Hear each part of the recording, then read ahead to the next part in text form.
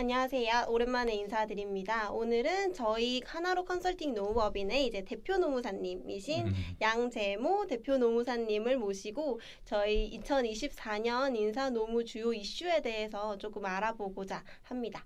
이제 대표님 한번 인사 한번 부탁드릴게요. 양재모 노무사입니다. 네. 우리 옆에는 또 이정민 노무사님이 같이 이야기를 나눠보도록 하겠습니다. 네. 2024년에는 좀 별로 그렇게 뚜렷하게 개정되었거나 하는 노동법이 크게 없었던 것 같아요. 예. 그래서 사실 우리가 매년 개정 노동법들을 가지고 중요한 이슈로 해서 강의를 좀 많이 하는데요. 올해는 정부에서는 이제 이게 노동개혁 을 좀 강하게 또 밀어붙였는데 이게 이제 어쨌든 국회가 여소야대의 이 상황에서는 아마 법을 통과시키기가 좀 어려웠던 것 같고요. 또 야당에서 이렇게 준비했던 뭐 노랑봉투법이지 뭐 이런 것들은 또 정부가 거부권을 행사해서 그래서 아마 올해는 좀 개정노동법이 좀 그렇게 많지 않지 않았나 이렇게 생각이 듭니다. 그래도 상당히 또 올해 굉장히 이슈가 되는 법들이 좀 많이 있죠. 네, 맞습니다. 저희 지금 꾸준히 계속 논의되고 있던 중대재해처벌법이 드디어 2024년 1월 27일부로 좀 적용이 확대가 되었죠. 그리고 저희 뚜렷하게 좀 의미 있는 대법원 연장근로시간 관련한 판례들도 나오고 있었던 만큼 이제 개정된 노동법은 없더라도 확대되거나 좀 뚜렷하게 변화한 노동법은 있는데 이거에 대해서 조금 자세히 앞으로 살펴보고자 합니다. 하죠.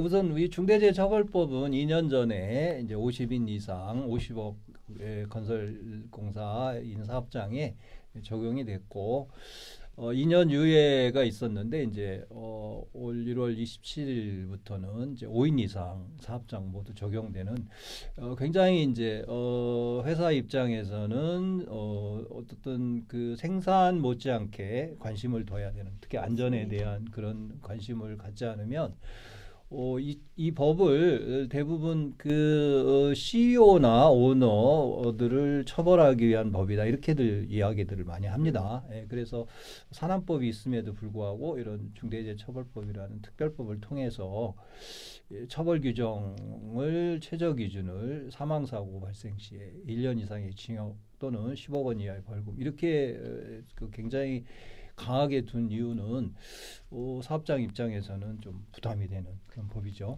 그래서 이 부분에 대한 그 준비 이런 것들이 좀 있어야 되는데 우리 중대재해처벌법이 적용되는 사업장에 대한 그 5인 이상 기준에 대해서는 이 노무사님이 한번 말씀을 해주셔 보시죠. 이제 2024년 1월 27일부터 이제 상시 근로자 수 5인 이상인 사업장은 모두 중대재해처벌법 적용 대상이 되었고요. 저희가 여기서 말하는 상시 근로자 수라 함은 그 저희 근로기준법이 적용될 때 상시 근로자 수 5인 그 기준과 동일하게 준용이 된다고 생각을 해주시면 될 것 같습니다.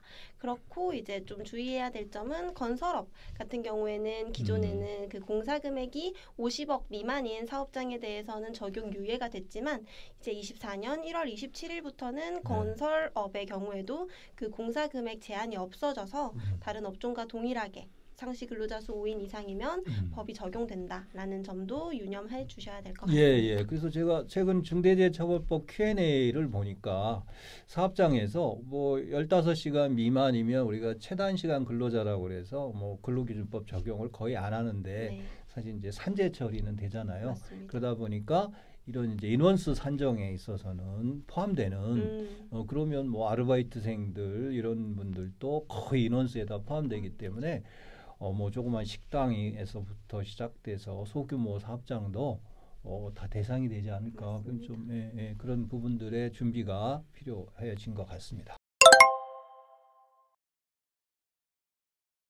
자, 그 올해 그 중대재해처벌법 못지않게 이렇게 또 중요한 그 판례들이 좀 있었죠. 네, 그죠? 맞습니다. 예, 그래서 아마 이 그 판례가 나오면서 그에 따른 여러 가지 이제 또 이런 관리에 노무 이슈들이 좀 발생하는 것 같아요. 네. 특히 그 연장 근로에 대한 그 52시간 위반 네. 처벌 문제에 대해서 법원이 새로운 맞습니다. 그 판례를 내놨어요. 우리 이 노무사님이 좀 자세히 설명을 좀 네. 해주시죠.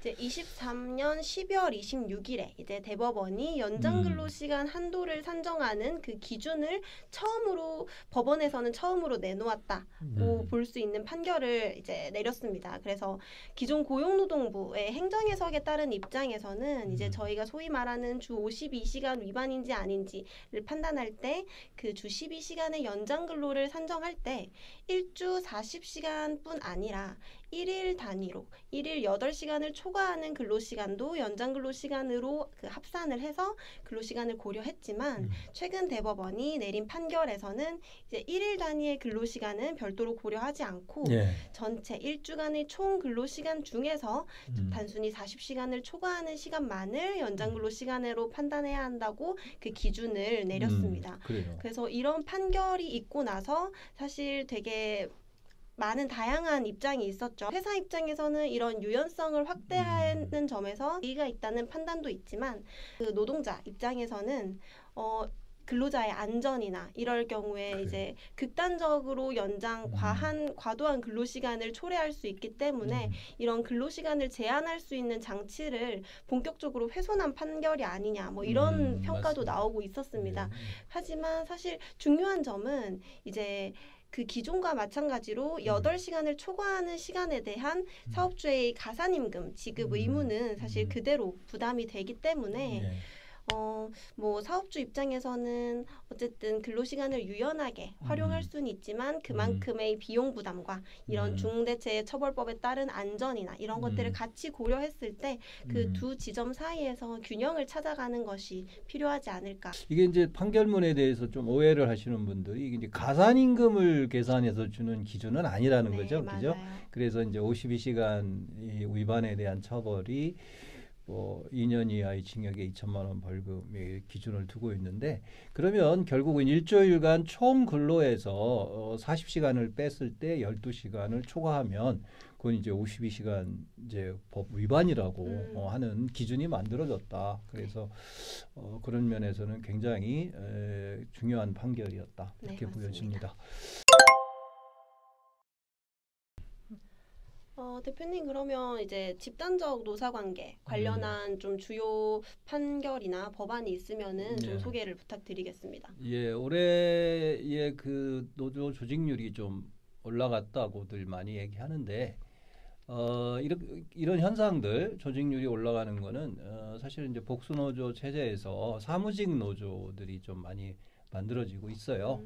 근데 뭐 이놈사님도 아시겠지만 네. 우리가 노조가 여러 개 있더라도 그게 벌써 교섭창구 단일화라는 과정을 거쳐야 되잖아요. 네네. 그러다 보니까 이제 항상 규모 숫자에서 밀리는 사무직 노조들이 사실은 이제 교섭권을 가질 수 없는 이런 한계상 때문에 노조를 만들고도 사실상 노조로서의 역할을 못했는데 아주 최근에 아주 중요한 그 판결 하나가 이 사무직 노조와 생산직 노조는 그 뭔가 이렇게 임금을 결정하는 기준이라든가 여러 가지 그 임금을 결정하는 기준이나 근로 이런 것들이 다르기 때문에 같은 사업장에 있다 하더라도 교섭을 분리해서 해야 된다라고 하는 거. 그러면 이제 사무직 노조들한테는 상당한 좀 힘이 좀 생길 수 있는 그래서 사실 그런 걸 준비하고 있는 대기업들에게 있어서도 사무직 노조가 상당히 좀 많이 만들어지지 않을까